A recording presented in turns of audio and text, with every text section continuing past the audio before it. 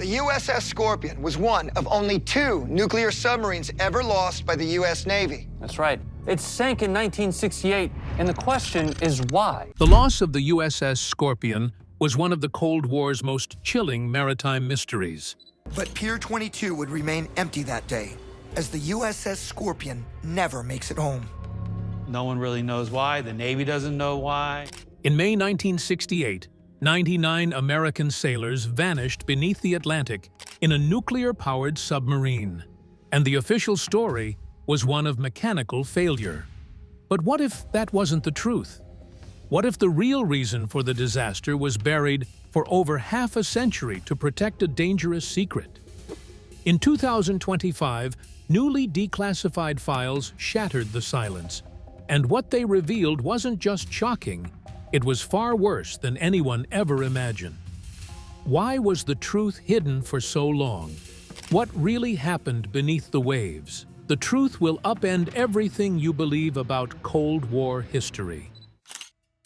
The vanishing of the Scorpion. On May 22, 1968, the USS Scorpion, a skipjack-class nuclear-powered attack submarine, cut silently through the Atlantic on what should have been a routine return to port. Having completed its mission in the Mediterranean, the sub was bound for Norfolk, Virginia, carrying 99 crew members eager to see home. The mood aboard was typical of a returning deployment, focused but relaxed. No one suspected that they were approaching the final hours of their lives. The ocean around them was calm. The night sky stretched endlessly over the waves, but beneath that quiet surface, disaster was already unfolding. By naval protocol, submarines on patrol maintained strict check-in schedules. The Scorpion was expected to send encrypted position updates at regular intervals, brief signals to confirm that all was well. But that night, no signal came. The first missed check-in didn't immediately trigger panic. After all, communications could be delayed by equipment glitches or atmospheric interference. Official statements to the public remained calm, suggesting no cause for alarm. The Navy insisted the Scorpion was simply delayed. Families were told to expect the sub to arrive on time in Norfolk on May 27th. But behind the scenes, the mood was far from calm. Inside the Atlantic Submarine Force headquarters and in the Pentagon's secure communications centers, senior officers were already deeply alarmed. As the hours ticked by without contact, quiet concern became outright fear. This wasn't a minor delay. The Scorpion's silence broke with the standard operating procedure, and every passing hour made it clearer that something had gone terribly wrong. Classified communications showed that the Navy elevated the situation to an emergency well before they admitted it publicly. By May 23rd, high-ranking officials were no longer entertaining the possibility of a simple equipment failure. They feared the worst. A very large operation to search quickly began by the Navy. Surface ships, including destroyers, frigates, and rescue vessels, were deployed all across the Atlantic. A number of aircraft joined the search efforts as well and went on to scour thousands of square miles of ocean. Publicly, news coverage was linked big time with the heroic scale of the search, painting a picture of an all-out rescue operation. However, it was emerging among military circles that rescue was no longer an option. The Navy's secret weapon, the SOSUS sound surveillance system, had already told them what they dared not say aloud. SOSUS was the classified underwater microphone network placed on the ocean floor for the detection of moves by Soviet submarines during the Cold War. The hydrophones recorded morbid acoustic data on the very night the Scorpion sank. First, a deep and low thunderous signature of an imploding vessel, followed a moment later by a smaller hex of sound. The analysts knew exactly what that meant. Somewhere in the pretty dark depths of the Atlantic, a submarine hull had undergone an immediate catastrophic failure, a crush of the deep ocean pressure. The spot coincided with what was supposed to be the last known position of the Scorpion. But the Navy kept mum about it toward the public. It instead continued its official statements with comforting hope, treating the search as one with a prospect for survival. On the storm-lashed docks of Norfolk on May 27th, families waited for a return that would never happen. By 3 p.m. that day, the Navy finally declared the Scorpion to be missing in action. The code phrase was "Event Submiss," a chilling admission that a U.S. submarine had vanished without a trace. What lay beneath the waves was not just a wreck, but a dangerous secret the world wasn't ready to face. The first piece of that secret was hidden in the sounds from the deep. Sounds from the deep. While the public narrative focused on hope and heroism inside classified rooms of naval intelligence, the truth had already begun to take shape. The Navy's most secretive Cold War technology, the Sound Surveillance System, or SOSUS, had captured the terrifying final moments of the USS Scorpion. SOSUS was a network of deep-sea hydrophones hidden across the ocean floor, designed to detect and track Soviet submarines in the silent war beneath the waves. But on May 22, 1968, those sensitive instruments recorded something far more haunting. What the hydrophones picked up that night wasn't the steady rhythm of propellers or the subtle hum of an engine. It was the violent acoustic signature of destruction. First came a sharp, explosive crack, an underwater shockwave so powerful it reverberated across hundreds of miles of Atlantic sea floor. Then, almost instantly, came a second, deeper sound, the horrifying crush of a submarine hull collapsing under extreme pressure. In that instant, the ocean claimed the Scorpion, and the lives of all 99 men aboard were extinguished in a flash. The location of the acoustic event was no mystery. SOSUS arrays triangulated the sounds to a point roughly 400 miles southwest of the Azores, almost precisely where the Scorpion was last expected. To the trained ears of naval acoustic analysts, there was no doubt. What they were hearing was the catastrophic implosion of a U.S. submarine. The timeline matched. The coordinates matched. The Scorpion's fate was sealed, even if the world wasn't yet told. But what really left the analysts shaken was not the submarine being gone, only the abrupt method with which it left. This kind of phenomenon did not indicate a slow failing or breaking down. It indicated a sudden external force. The acoustic pattern suggested as much. Before the implosion came a shock wave, an explosion of some sort, the thing violent enough to breach the hull before the deep ocean pressure finished the job had been recorded. Wasn't anything with battery fires or a rogue torpedo malfunctioning from inside the submarine.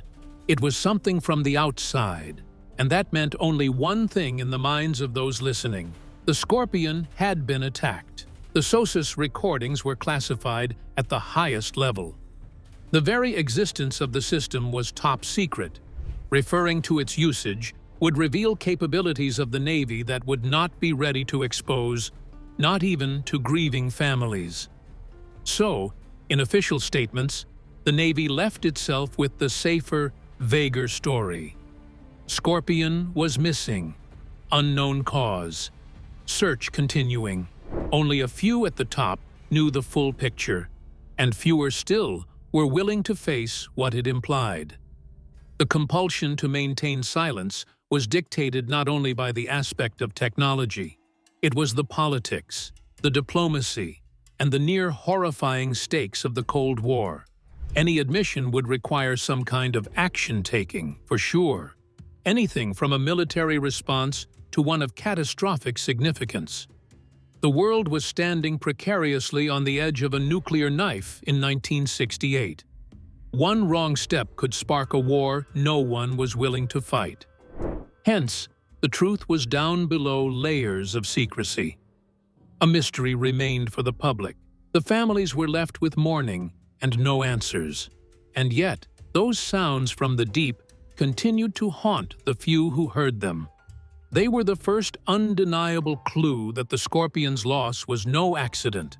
But they wouldn't be the last, because while the ocean swallowed the Scorpion, It could not conceal the search that found the wreck far sooner than anyone was told. The inquiry that didn't ask. In June 1968, just weeks after the USS Scorpion vanished beneath the Atlantic, the U.S. Navy convened a formal court of inquiry. To the outside world, this was a solemn and thorough investigation, a promise that the Navy would leave no stone unturned in its search for truth and accountability. Families of the lost 99 crew members, the media, and military personnel alike watched and waited, hoping for answers. But what unfolded behind closed doors was something very different. It wasn't a search for truth. It was a performance, an inquiry that asked all the wrong questions and carefully avoided the right ones. The court assembled experts in submarine engineering, naval operations, and acoustic analysis. More than 70 witnesses testified, from officers aboard nearby ships to sonar technicians and naval engineers. Hundreds of pages of evidence were submitted: technical reports, sonar logs, and maintenance records. And at the heart of it all were the SOSUS recordings, acoustic evidence that could have told the story of what really happened. But that evidence, the most damning and decisive, was never presented in full.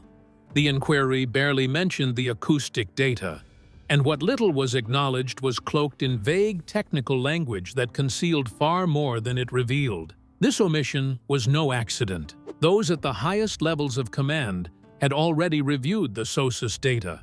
They knew what it suggested: a sudden external explosion followed by the crushing implosion of the Scorpion's hull. They knew that Soviet submarines had been detected dangerously close to the Scorpion's final position. They knew that the acoustic signature did not match a battery fire, internal flooding, or mechanical failure. And they knew that admitting any of this publicly would risk igniting a Cold War crisis the U.S. could not afford. Thus, rather than inspiring confidence in the outcome of the inquiry, the official conclusion was bland, vague, and ultimately empty. The disappearance of the Scorpion was, they said, inconclusively explainable, assuming it was perhaps a matter of mechanical failure or internal accident or something else, but they shuddered to go into that. Anything was possible. But nothing, really, was confirmed. Nothing was admitted. The final report contained no answers, real or otherwise, but rather uncertainty spun in careful construction.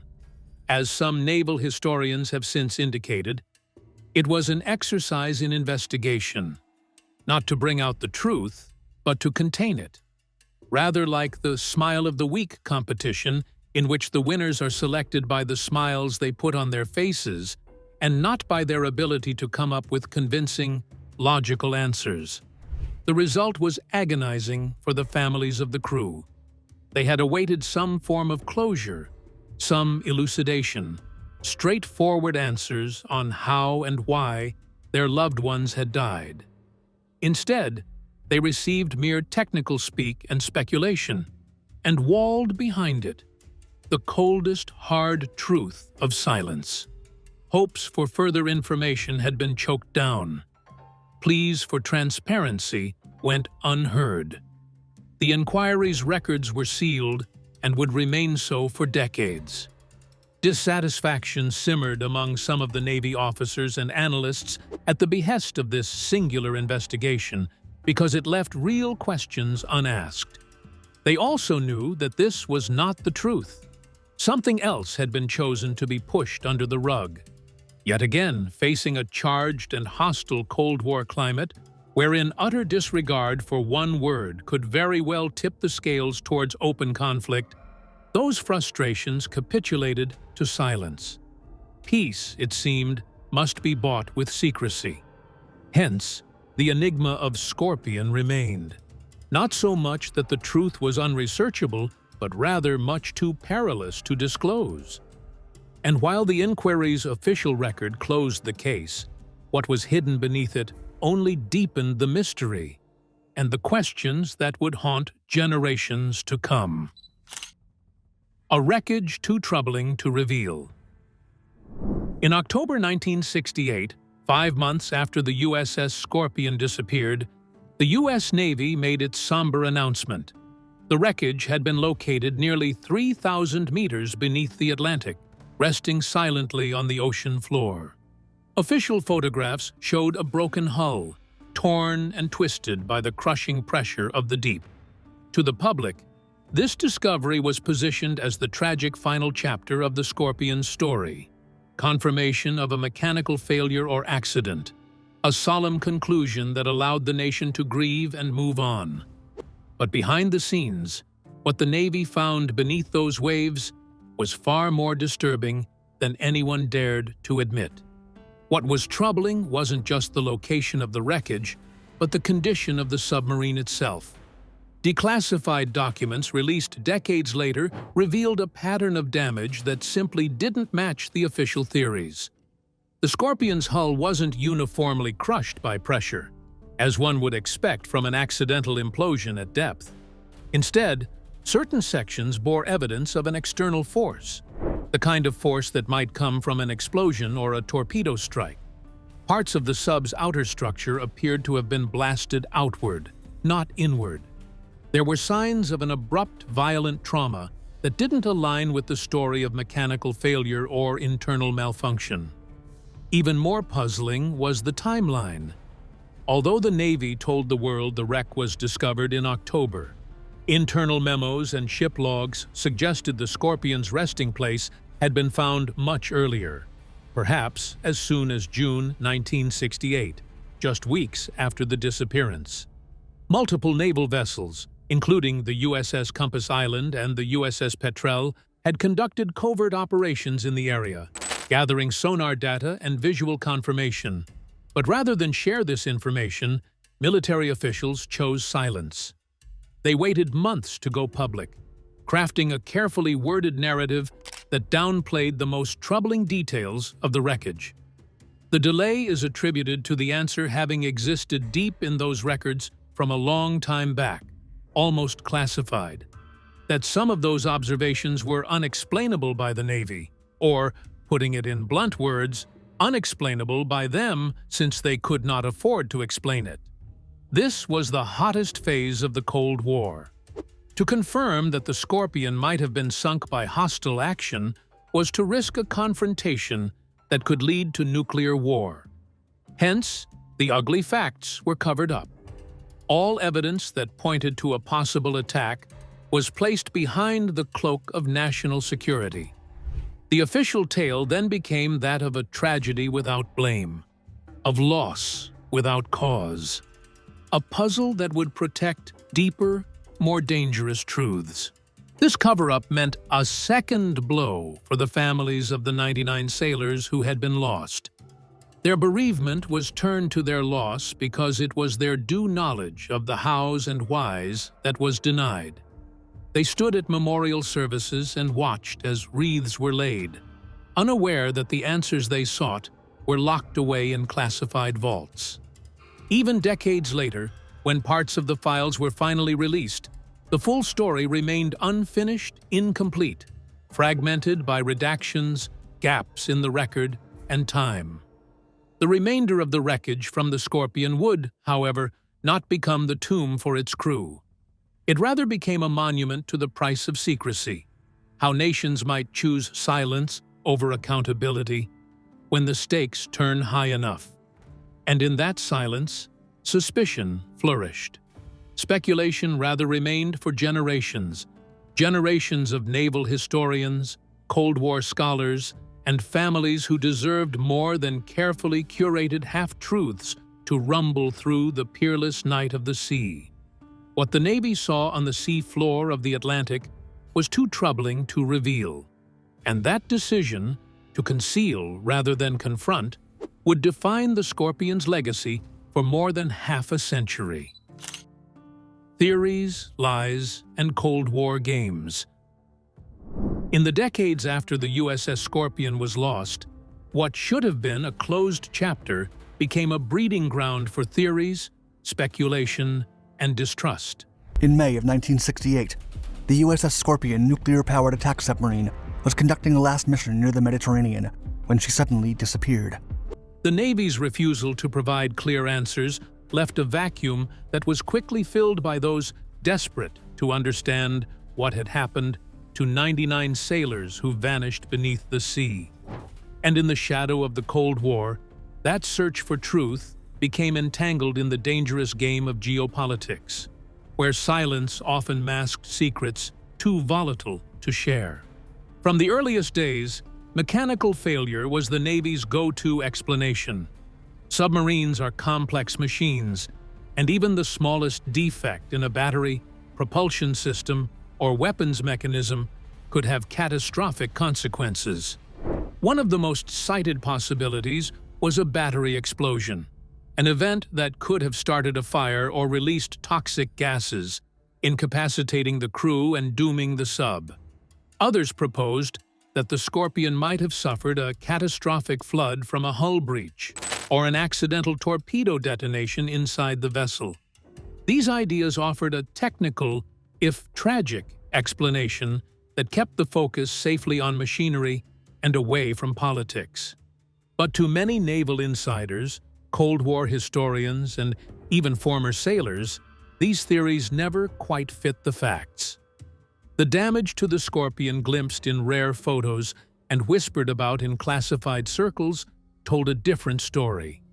This wasn't a submarine simply crushed by the depths. There were signs of external trauma, the kind that might come from an explosion, a collision, or a torpedo strike. That evidence, combined with the known presence of Soviet submarines in the area at the time, fed an alternative and far darker theory that the Scorpion was the victim of hostile action. The supporters pointed out some remote but chilling circumstantial details. The Scorpion's last known position was in a part of the Atlantic Ocean very busy with Soviet naval activities. SOSUS, the U.S. Navy's top-secret underwater surveillance, picked up and recorded sounds analysts believed to be of a torpedo attack on the submarine, followed by a loud implosion. In fact, the disruptions were reported by some sources that a Soviet submarine could have been seen leaving the area shortly after the disappearance of the Scorpion. Would it thus have been a covert act of war, which was hush-hush to prevent any escalation during the Cold War? The U.S. government and Navy would maintain publicly that there was no foreign nation playing the role of intervention in, and therefore no attack. The official line never bent. It was without evidence of enemy involvement. Whereas behind the curtains, behind those who had seen the classified reports, were those who felt a bit different, that the truth was much murkier. There were heated internal discussions over how much should be revealed and how much should be dawned over.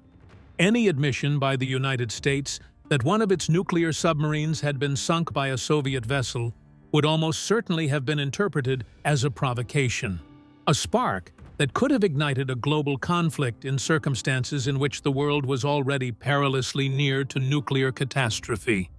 So the lies took root, sometimes in what was said, but often in what was intended not to be said. There was censorship of reports and narrowing of inquiries, and bereaved families were left without answers to mourn their dead sailors. The delicate balance of peace created by the Cold War meant that sometimes the truth would have to be sacrificed to achieve that peace. The loss of the Scorpion turned into just another move on the chessboard of international politics, with transparency but a risk too few were willing to take. That legacy of secrecy became a puzzle, not quite with holes, but with some corners hidden, for historians and researchers. Every new declassification, every scrap of evidence gave us glimmering hints. Rarely, however, did the full picture emerge. The silence protected national security, but it also buried the truth beneath layers of deception, leaving the USS Scorpion as much a symbol of Cold War secrecy as of naval tragedy. Eyewitnesses break their silence. For decades, the story of the USS Scorpion was shaped almost entirely by official reports and cold, impersonal records. But even the tightest veil of secrecy can fray over time. In the years leading up to 2025, and especially as Cold War documents began to surface, individuals who had once been silenced by duty, loyalty, or fear began to speak. Their voices, steady, measured, and haunted, added human depth to the cold facts. And what they revealed painted a picture far more disturbing than the sanitized versions history books had recorded. Two men who had served as Navy radio operators at the Atlantic Submarine Forces Communications Center in Norfolk during May 1968 were among the first to step forward. Bound by their oaths of secrecy for more than 40 years, these veterans knew the weight of what they carried. Yet as declassified files and shifting public sentiment created space for their stories, they chose to break their silence. What they shared would send shockwaves through naval circles and Cold War historians alike. According to their accounts, the tension inside the Secure Communications Center on the night of May 22, 1968, was immediate and electric. When the USS Scorpion failed to check in at its scheduled time, it was no routine error. That if the submarine were moving on a track, that the first sound would occur at this point, and that the next sound would come ahead of this point, heading more. These were seasoned operators, trained to recognize the difference between a technical glitch and a genuine emergency. Almost immediately, the atmosphere shifted from calm professionalism to barely concealed panic. Senior officers poured into the room, issuing rapid orders, demanding updates, and combing through incoming transmissions for any clue as to the sub's fate. What stunned these eyewitnesses most was not just the alarm over the missed check-in, but what followed. They described classified communications intercepted that night, messages filled with cryptic references to a foreign submarine operating dangerously close to the Scorpion's last reported position. These weren't vague suspicions. They were specific warnings that a Soviet sub had been detected, maneuvering in ways that suggested it was more than just shadowing the American vessel. And then came the chilling detail. Reports of that unidentified submersible leaving the area abruptly, just as the Scorpion went silent. So said the operators on the quickness with which the chain of command reacted. Orders were given to have the foreign vessel tracked and to discover just what had taken place on that darkened surface of the Atlantic. Yet these critical details were absent as the official inquiry commenced. The hearings, for their public appearance of transparency, were evasive or entirely forgetful of what these men witnessed behind closed doors. It was as if the most pertinent chapters of the story had been surgically extracted from a public hearing. The revelations were not only damning in themselves, but more so for the clarity of the disconnect between the public-facing version of events and what those on the inside understood. The radio operators were not theorizing or speculating. They were relating etched memories of that very night. There was talk of fear, confusion, and a great sense of something decidedly wrong. And there was the silence that followed. The silence born not of the ocean depths, but of orders from further up. Their courageous decision to speak openly after decades provided validation for families and researchers who had thus far suspected that the official story was, at best, an incomplete version of history or, at worst, a deliberate deception. It reinforced just how badly the truth had been sacrificed for political expedience in favor of Cold War stability. And it sent out an important reminder to the world that behind the loss of the Scorpion lay not just theories or secret files, but real human beings who themselves had lived with the knowledge of what really occurred and with the burden of not being able to say it. And now, with long-hidden files on the verge of release, the weight of that truth was finally poised to break free. The truth finally surfaces. For over 5 decades, the USS Scorpion rested silently at the bottom of the Atlantic, entombed not only by the ocean's crushing depths, but by layers of secrecy, misdirection, and official silence. Tomorrow, that the Norfolk-based submarine USS Scorpion disappeared, taking all 99 crewmen with her. No conclusive official reason has ever been given. Families of the 99 lost crew members were left with more questions than answers, while historians and military analysts pieced together fragments of a puzzle that seemed designed never to be solved. But in 2025, the tides of history shifted. After years of advocacy, legal petitions, and growing public pressure, a monumental release of Cold War naval archives began. Documents that would shatter the myths and expose the hidden truth behind one of America's most haunting maritime tragedies.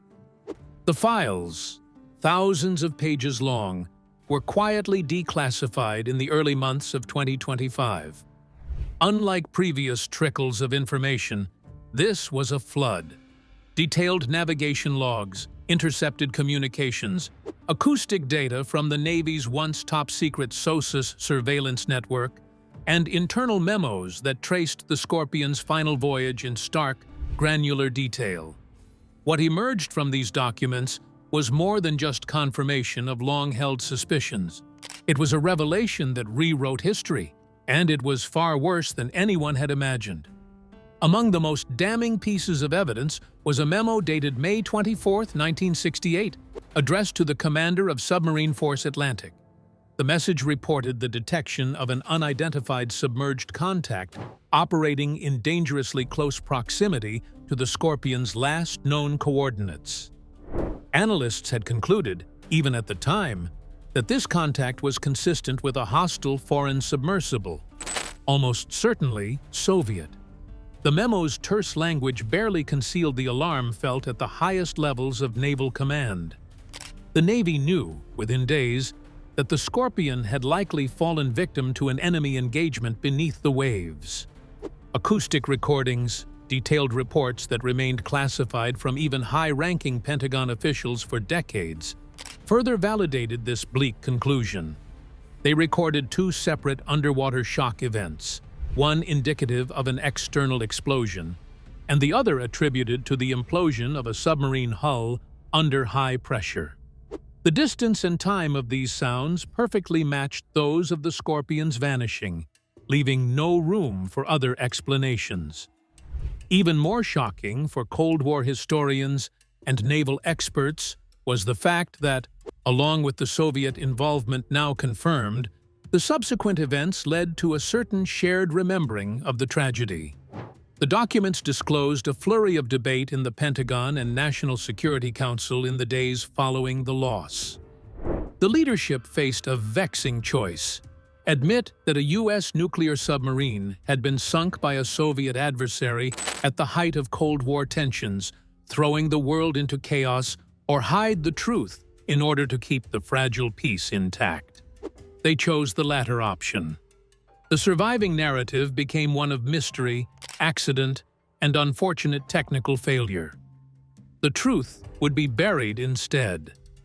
The families of sailors lost in the tragedy of the Scorpion were ultimately both vindicated and broken by what they learned in the 2025 files.